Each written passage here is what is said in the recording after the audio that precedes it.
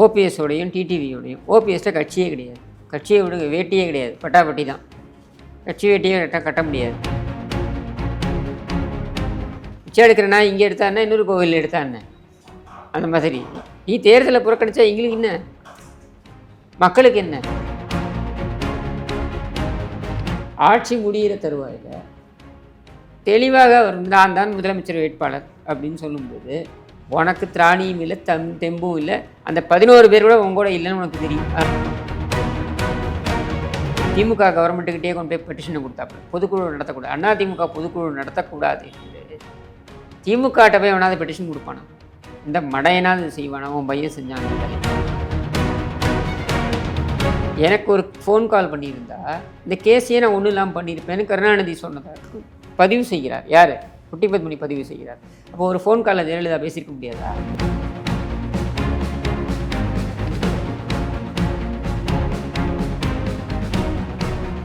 Fight and politics நேயர்கள் அனைவருக்கும் வணக்கம். நான் உங்கள் சதீஷ் வீராசாமி. இன்று நம்முடன் சிறப்பு நேர்காணலில் கலந்து கொண்டிருப்பவர் அரசியல் விமர்சகர் திரு கிஷோர் கே சாமி அவர்கள். சார் வணக்கம். சார் வணக்கம். எப்படி இருக்கீங்க? குட். திமுக கூட்டணி ஓரளவுக்கு கூட்டணி செயல்பாடுகள்லாம் தொடர்ந்து பண்ணிட்டு வராங்க, பெரிய அளவில் பேசப்பட்டு வருது. அதனை போன்றுதான் பாஜக கூட்டணியுமே. ஒரு சில இடங்கள்ல வந்துட்டு குறிப்பா சொல்லணும்னா பாமகன்ற கட்சி கூட பாஜக பக்கம் தான் போகிறதா தொடர்ந்து செய்திகள் வருது. ஆனா அதிமுக கூட்டணி எங்கும் பெரிய அளவுல பேசு பொருளா இல்லாத மாதிரி தான் தெரியுது. இதை நீங்க எப்படி பாக்குறீங்க? ஏன்னா புதிய தமிழகம், புரட்சி பாரதம் போன்ற சிறிய கட்சிகள் தான் இணைஞ்சிருக்காங்க. இது உங்களுடைய பார்வையில நீங்க எப்படி சார் பாக்குறீங்க? அதாவது திமுக கூட்டணி அப்படின்றது வந்து இந்த இண்டி கூட்டணி அப்படின்னு ஏற்படுத்தப்பட்டிருக்கு. இண்டி கூட்டணி அப்படின்றது பார்த்தீங்கன்னா இவங்க 2018 ஒன்றாக பயணிக்கக்கூடிய அந்த உறுப்பினர்களாகத்தான் இருக்காங்க. அந்த கூட்டணியை பொறுத்த வரைக்கும் 2019 தேர்தலை அவர்கள் ஒன்றாக சந்தித்தார்கள், 2021 தேர்தலை சந்தித்தார்கள், உள்ளாட்சி தேர்தலை சந்தித்தார்கள். இப்பொழுது நாடாளுமன்ற தேர்தலுக்கும் அவர்கள் அதே கூட்டணி அப்படியே உள்ளபடியே அவங்க சந்திக்கிறாங்க. அதிலேயே பார்த்தோம்னாக்க தொகுதி பங்கீட்டிலேயே நிறைய இழுபறி இருந்தது. அதாவது கிட்டத்தட்ட ஒரு 5-6 ஆண்டுகள் தொடர்ந்து பயணிக்கக்கூடிய ஒரு கூட்டணியில் இவ்வளவு தூரம் இழுபறி இருக்க வேண்டிய அவசியம் கிடையாது. ஏன்னா எல்லாமே பேசி முடிக்கப்பட்டிருக்க வேண்டும். இதில் பெரிய விஷயம் என்னென்னா, பார்க்கப்பட வேண்டிய விஷயம் என்னென்னா, இந்தி கூட்டணியில் யார் பிரதமர் வேட்பாளர் என்பதை இன்னும் தீர்மானிக்கப்படவில்லை. அப்படி ஒரு சூழலில் தொகுதி பங்கீடு அப்படின்றது ஓரளவுக்கு முடிந்து இப்போ எந்தெந்த தொகுதிகள் அப்படின்னு அடையாளம் காணப்படுவதில் சில நடைமுறை சிக்கல்கள் அவர்களுக்குள் இருக்கிறது அப்படின்றத நம்மளால் பார்க்க முடியுது. இதுதான் அவங்களுடைய சுச்சுவேஷன். அதற்கு நேர் எதிர்த்தரப்பில் இருந்திருக்க வேண்டிய கூட்டணி அப்படின்னா தேசிய ஜனநாயக கூட்டணி. ஆனால் தேசிய ஜனநாயக கூட்டணியில் ஒரு பிரச்சனை ஏற்படுகிறது. என்னென்னா, கடந்த ஆண்டு செப்டம்பர் தமிழகத்தை பொறுத்த வரைக்கும் தேசிய ஜனநாயக கூட்டணியை தலைமை தாங்கி நடத்தி வந்தது யார் அப்படின்னு பார்த்தீங்கன்னா அனைத்து அண்ணா திராவிட முன்னேற்றக் கழகம். அண்ணா திமுக அந்த கூட்டணியிலிருந்து விலகி விடுகிறது. அதற்கு பின்னர் அதில் பங்கு வகித்ததாக, அதாவது 2021 தேர்தலில், சட்டமன்ற தேர்தலில் பங்கு வகித்த கட்சிகளாக சொல்லப்படுகின்ற பார்க்கப்படுகின்ற தேமுதிகவாக இருக்கட்டும், பாமகவாக இருக்கட்டும், இவர்கள் எல்லோரும் அதற்கப்புறம் இப்போ வரைக்கும் அவர்கள் அந்த கூட்டணியில் இருப்பதாக சொல்லவில்லை. ஸோ அங்கே வந்து அவங்க யாரோடைய இப்போ பேச்சுவார்த்தை நடத்தியிருக்காங்க? ஓபிஎஸோடையும் டிடிவியோடையும். ஓபிஎஸ்ட கட்சியே கிடையாது, கட்சியை விடுங்க, வேட்டியே கிடையாது, பட்டாப்பட்டி தான். கட்சி வேட்டியே கட்ட முடியாது. ஸோ ஓபிஎஸ் தனியாக வச்சுருங்க. டிடிவி தினகரன் அமமுக, அவர் வந்து நாங்கள் நிபந்தனையற்ற ஆதரவை அளிக்கிறோம். நம்ம இவர்கிட்ட ஒரு 30 எம்எல்ஏ இருக்கா மாதிரியும் ஒரு 20 எம்பி இருக்கா மாதிரியும் நிபந்தனையற்ற ஆதரவு, அது என்ன நிபந்தனையை வைப்பாருன்னு எனக்கு தெரியல. எனவே அவர் அந்த ஆதரவை தெரிவித்திருக்கிறார்.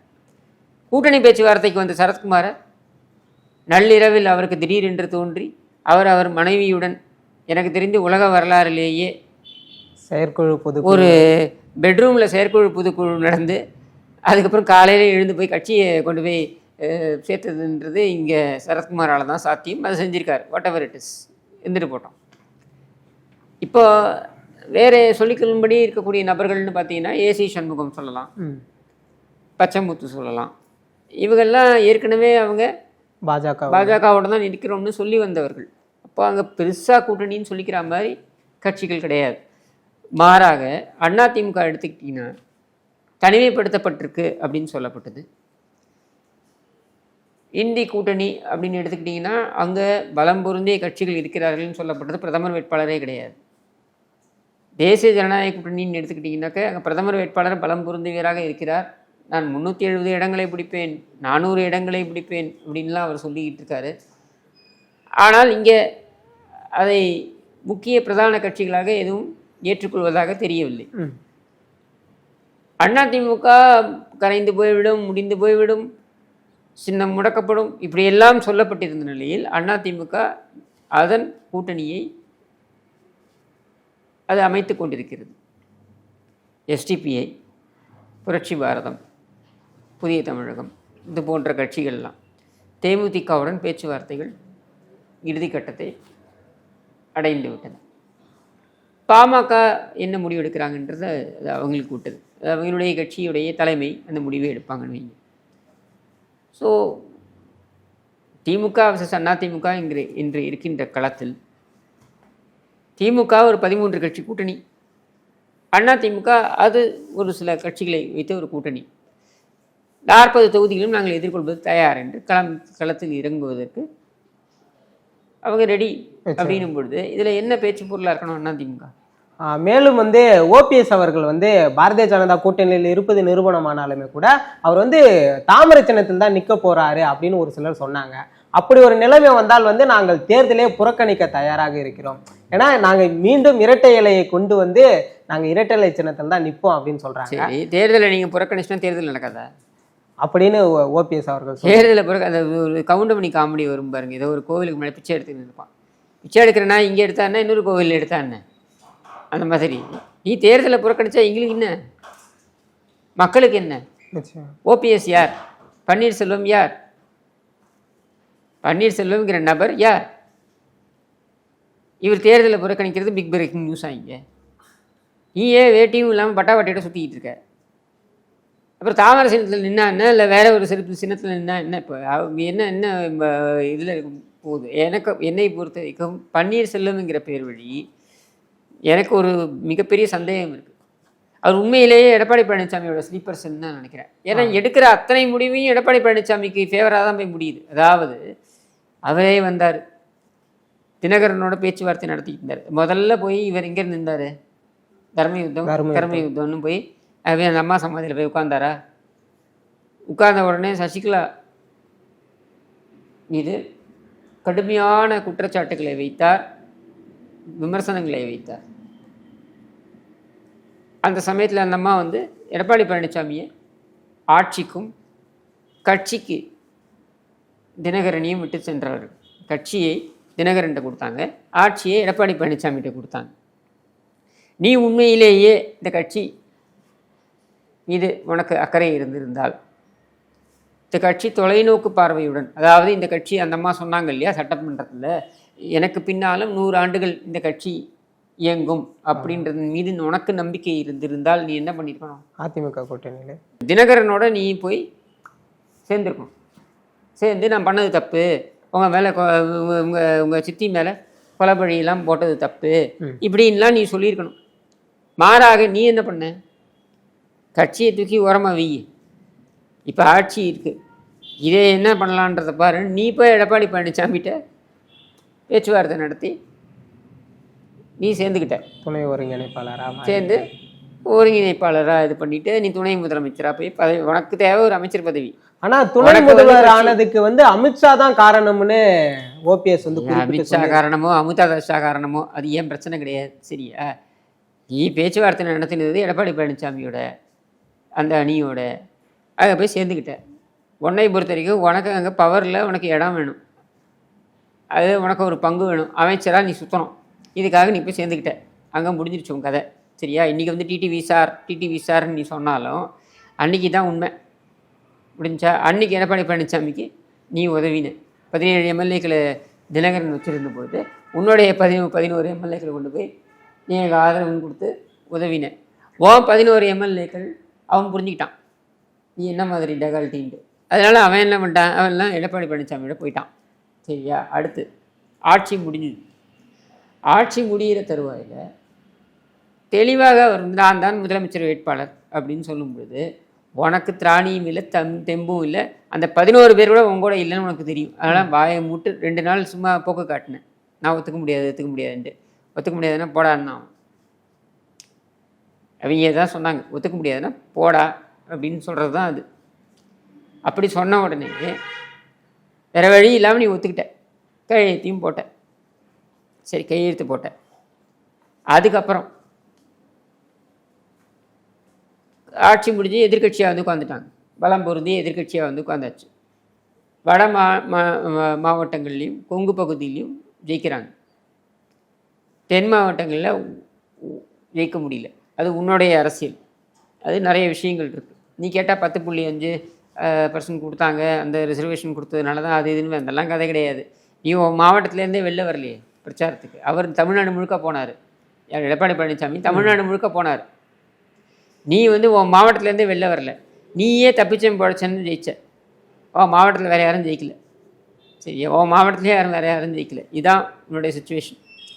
இப்படி இருக்கும்பொழுது ஒற்றை தலைமை அப்படின்ற கோஷம் வந்து முன்வைச்சாகணும் முடிவெடுக்கிறாங்க. ஏன்னா நீ வந்து பாஜகவோட கையாள் என்பதனை அவர்கள் புரிந்து கொண்டு ஒற்றை தலைமை என்ற கோஷத்தை கட்சியினர் முன்வைக்கும் பொழுது அன்னைக்காவது நீ என்ன பண்ணியிருக்கணும்? இல்லை, கட்சியில் எனக்கும் செல்வாக்கு இருக்குது அப்படின்னு சொல்லி நீ தொண்டர்கள்ட்ட போயிருந்தா உனக்கு ஆதரவு கிடச்சிருக்கும். நீ அதை பண்ணியா? அதை நீ பண்ணல. மாறாக கோர்ட்டுக்கு ஓடின. கோர்ட்டுக்கு ஓடினா எப்படி? பொதுக்குழு செயற்குழு இருக்குது. பொதுக்குழுவில் தான் மொத்த உறுப்பினர்களும் உனக்கு ஆதரவாக இல்லையே. 2% 3% ஆளுங்க தானே உனக்கு ஆதரவாக இருக்காங்க. வேறு யாரும் இல்லையே. உன் மாவட்டத்துலேருந்தே உனக்கு ஆதரவாக இல்லையே பொதுக்குழுவில். அப்படின்னும் பொழுது அந்த அறிவாவது இருக்கணும். மாறாக நீ கோர்ட்டுக்கு போன. கோர்ட்டு முதலே சொல்லிச்சு, இந்த பாருப்பா, இது டெஸ்ட் ஆஃப் மெஜாரிட்டி. ஜனநாயகம் என்பது வலியவனே வாழ்வான்ங்கிற தத்துவத்தின் பெயரில் இயங்கக்கூடியது. நீங்கள் என்னதான் நீங்கள் நரேந்திர மோடி 38% ஓட்டு வாங்கியிருக்காருன்னா 62% மக்கள் அவருக்கு எதிராக ஓட்டு போட்டிருக்காங்க. ஆனால் இங்கே 38% தான் மெஜாரிட்டி அப்படின்னும் பொழுது, அதாவது சிங்கிளாக ஒருத்தருக்கு இருக்கக்கூடிய மெஜாரிட்டின்னு வரும்பொழுது அந்த அடிப்படையில் தான் கொடுக்க முடியும். அதே மாதிரி பொதுக்குழு யார் பக்கம் பெரும்பான்மை இருக்கிறதோ அவருக்கு தான் அந்த அதிகாரம் இருக்கும். மாறாக நீ கோர்ட்டுக்கு போய் இதை வந்து இந்த பொதுக்குழுவை நடத்த விடாமல் பண்ணணுன்றதுக்கு நீங்கள் முயற்சி பண்ணீங்க. உங்கள் பையன் போய் திமுக கவர்மெண்ட்டுக்கிட்டே கொண்டு போய் பெட்டிஷனை கொடுத்தாப்புல, பொதுக்குழு நடத்தக்கூடாது, அண்ணா திமுக பொதுக்குழு நடத்தக்கூடாது என்று. திமுகட்ட போய் வேணாவது பெட்டிஷன் கொடுப்பானா? இந்த மடையனாவது செய்வானா? உன் பையன் செஞ்சான் அந்த வேலையை. சரி, அப்போவே தெரிஞ்சிருச்சு, தொண்டர்களுக்கு தெரிஞ்சிருச்சு நீ என்ன எப்படி அப்படின்ட்டு. சரி, அதுக்கப்புறம் என்ன பண்ணு? பொதுக்குழுவில் தீர்மானம் நிறைவேற்றுறாங்க. இந்த தீர்மானங்களுக்கு உன்னை கூப்பிட்றாங்க, வா பேசுவோம் அப்படின்ட்டு. அப்போவாது நீ பேசினியா? அந்த வைத்தியலிங்கம் போன்ற அலக்கைகள் எல்லாம் அனுப்பி வச்ச. அந்த அலக்கையை வந்து இந்த சட்டையை ஐட்டே இப்படிலாம் படித்து விட்டுக்கிட்டு ஆச்சா போச்சான்னு குரலை விட்டுக்கிட்டு இந்த வீராவேசம் பேசிக்கிட்டு இருந்தாங்க. இது எல்லாமே கட்சிக்காரன் பார்த்துக்கிட்டு இருக்கான் தொடர்ந்து. அதுக்கப்புறம் நீதிமன்றத்தில் உனக்கு பின்னடைவு. பொதுக்குழு கூட்டம் நடந்தது. எடப்பாடி பழனிசாமி பொதுச் செயலாளராக தேர்வு செய்யப்பட்டார். அதாவது இடைக்கால பொதுச் செயலாளராக தேர்வு செய்யப்பட்டார். அது முடிஞ்சுதா? அது முடிஞ்ச உடனே அப்போவாவது நீ சமாதானமாக போயிருக்கலாம். நீ என்ன பண்ண? கட்சியோட அலுவலகத்தையே போய் அடித்து உடச்சி ரவுடிகளை கூப்பிட்டு போய் திமுக இருக்குன்ற தைரியத்தில் நீ இதை பண்ண. இந்த கட்சி 96 மொத்தமாக வாஷ் அவுட் ஆன அந்த சமயத்திலேயே பல பேர் கட்சியிலேருந்து வெளியில் போன சமயத்திலும் கூட அது கட்டுக்கோப்பாக இருந்ததற்கு காரணம் என்னென்னா, எதற்கும் அஞ்சாத ஒரு தலைமை இருந்தது அப்படின்றது தான். மாறாக திமுகவோட காம்ப்ரமைஸ் பண்ணி போயிருந்தா என்னைக்கோ வந்து இந்த கட்சி வந்து காலி ஆயிடும் நிச்சயமாக. குட்டி பத்மினி ஒரு இதில் சொல்கிறாங்க, ஒரு பேட்டியில் சொல்கிறாங்க. என்ன சொல்கிறாங்க? அந்த மாதிரி 2014 கைது ஆகிறாங்க தீர்ப்பு, வழக்கு தீர்ப்பில். அப்போ அதை கண்டித்து குட்டி பத்மினி ஒரு பேட்டி கொடுத்துட்றாங்க. அந்த காலகட்டத்தில் கலைஞர் டிவியில் அவங்களுக்கு நிறைய ஷோஸ் போயிட்டுருக்கு. அப்போ கருணாநிதி கூட்ட அனுப்புகிறார் வேறு ஏதோ ஒரு விஷயத்துக்காக. இவங்க வந்து போகிறாங்க. அங்கே போகும்போது மற்ற கீழே இருக்கக்கூடிய துரைமுருகன், ஸ்வெட்ரம் ராஜா, இந்த கும்பல்லாம் வந்து அவங்கள பார்த்து மேலே போ, தலைவர் பயங்கர கோபமாக இருக்காரு, உன் கதை முடிஞ்சுது, இனிமேல் கலைஞர் டிவியில் உனக்கு ஷோ கிடையாது அப்படின்ட்டு. அவங்க மேலே போகிறாங்க. தயங்கி ஆனால் பேசிடுறாங்க. இந்த மாதிரி இல்லை, எனக்கு அவங்கள வந்து சின்ன வயசுலேருந்து தெரியும், அதனால் நான் இன்னும் வந்து அதெல்லாம் என்ன பெரிய பிரச்சனை, அதெல்லாம் நான் ஒன்றும் கண்டுக்கல, என்கிட்டயே ஒரு ஃபோன் பண்ணியிருந்தா யார் செல்வி ஜெயலலிதா எனக்கு ஒரு ஃபோன் கால் பண்ணியிருந்தா இந்த கேஸையே நான் ஒன்றும் இல்லாமல் பண்ணியிருப்பேன்னு கருணாநிதி சொன்னதாக பதிவு செய்கிறார். யார்? குட்டி பத்மினி பதிவு செய்கிறார். அப்போ ஒரு ஃபோன் காலில் ஜெயலலிதா பேசியிருக்க முடியாதா? நிச்சயமா.